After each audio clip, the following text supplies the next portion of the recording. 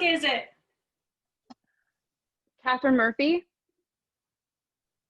Catherine Murphy? Yes, Catherine. Your attorney? Sarah? Sarah, are you okay? No, I'm not fucking okay, Catherine Murphy, my fucking attorney. Why'd you let them out on bail? I didn't let them out. It's standard procedure. You didn't let them out? Who let them out? What are you talking about, standard procedure? Until a jury finds you guilty, you're free if you can post bail. They posted bail. That's the system. Fuck the system and fuck you. Sarah, can I come in? The guy on TV made it sound like I did a live sex show. Well, that's not the last time that's gonna happen. Can I come in, please? You want to come in? Yes. You really want to come in here? Yes. Well, sure, come on in.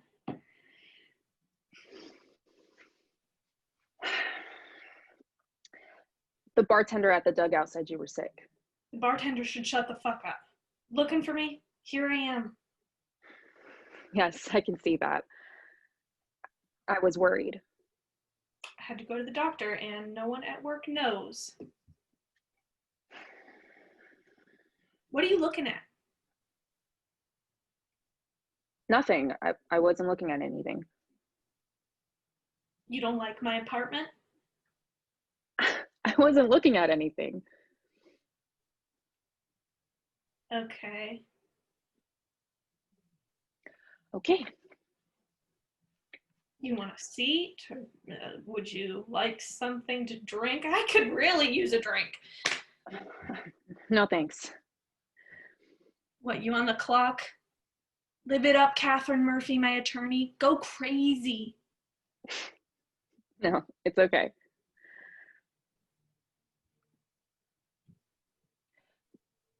Do you usually drink at 3 o'clock? Oh, just to smooth out the rough edges a little, you know. Listen, what time were you born? I told you, I don't believe in astrology. Does it look like I give a shit? You believing in it doesn't matter. It's my believing in it that matters. So, what time?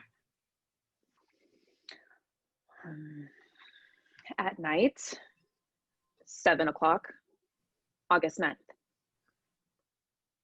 Where? Portland. Do you always have a drink to smooth out the edges? Portland where? Portland, Oregon. Do you always have a drink to smooth out the edges? Portland, August 9th, 7 p.m. I need to get a year out of you at some point. Yeah. Sarah. No, I don't always drink. Sometimes I'll take a hit of pot or something. Why, you want some? No, thanks. Did you have anything to drink before going to the mill or smoke anything? Half a joint, couple of beers, nothing heavy. While you were there? I don't know. Look, I wasn't falling down drunk or anything. See. Yeah, it was a lot better. I enjoyed it much more. I feel like, you know, Augie, you had a much more sort of beaten down vibe today.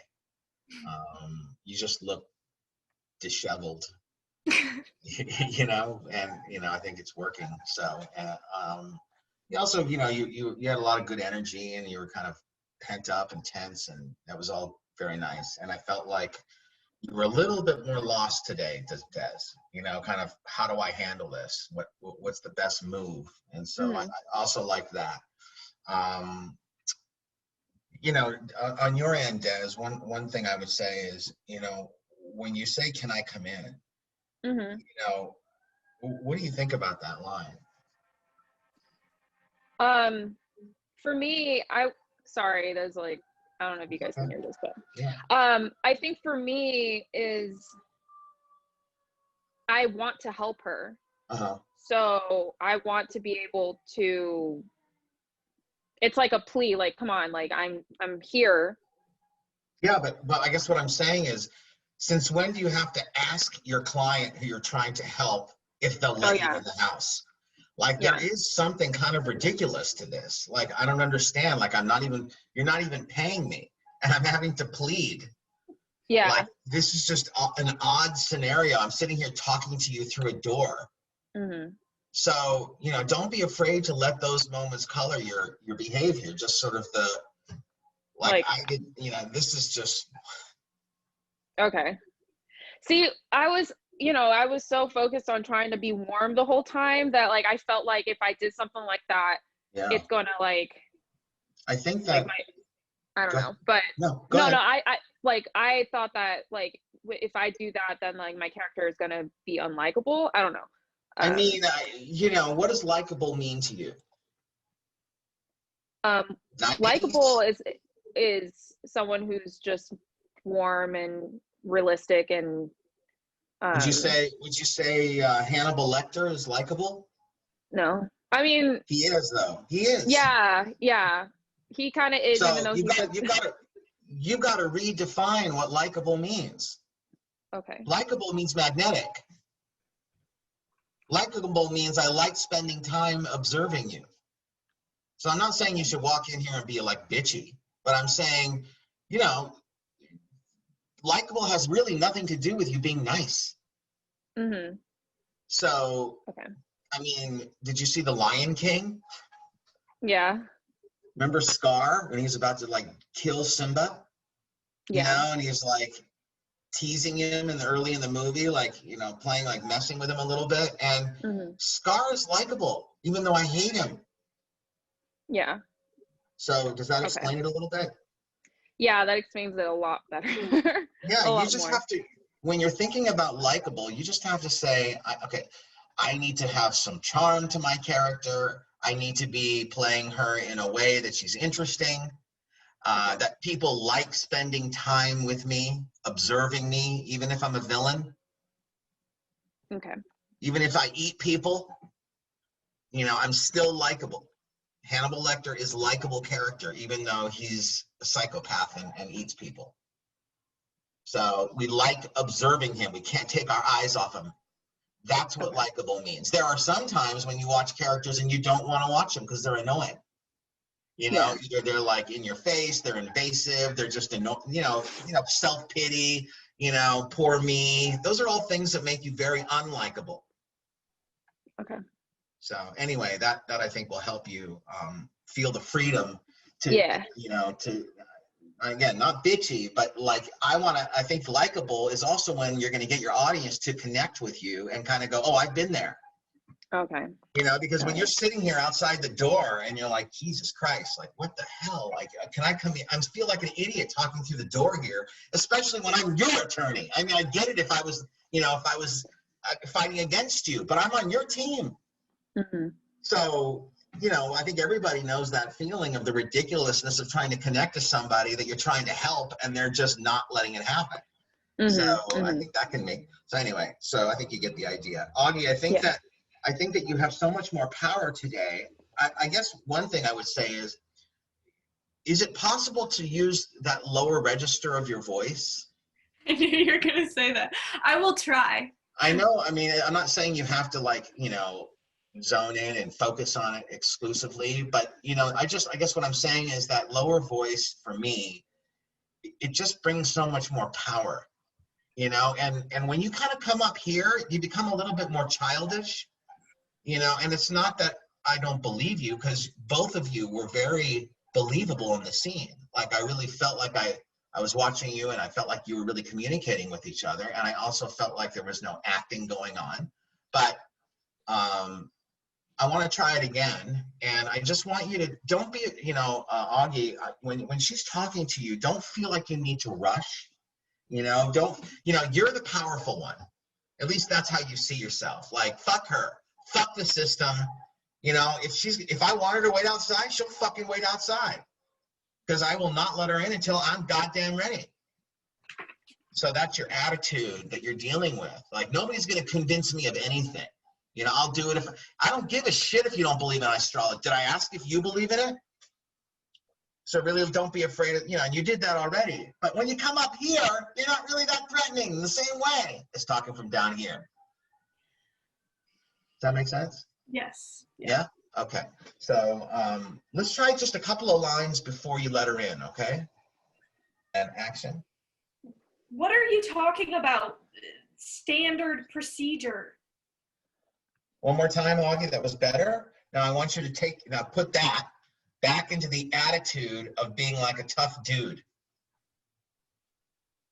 Action. What are you talking about? Standard procedure. Until a jury finds you guilty, you're free if you can post bail. They posted bail. That's the system. Fuck the system. And fuck you. Sarah, can I come in? The guy on TV made it sound like I did a live sex show. Well, that's not the last time that's going to happen. Can I come in, please? You want to come in? Yes. You really want to come in here? Yes.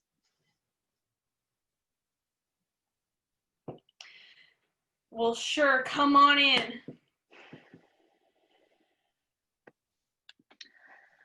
The bartender at the dugout said that you were sick. The bartender should shut the fuck up. You looking for me? Here I am.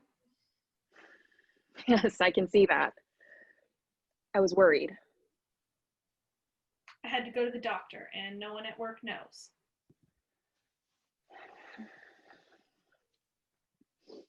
What are you looking at?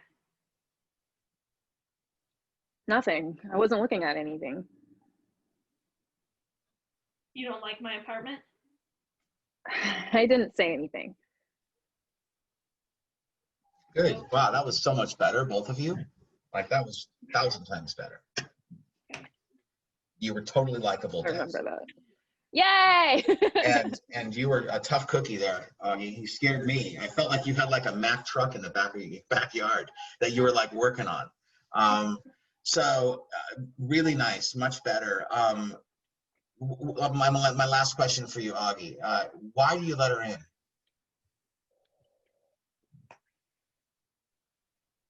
Because I think it's for a very specific reason.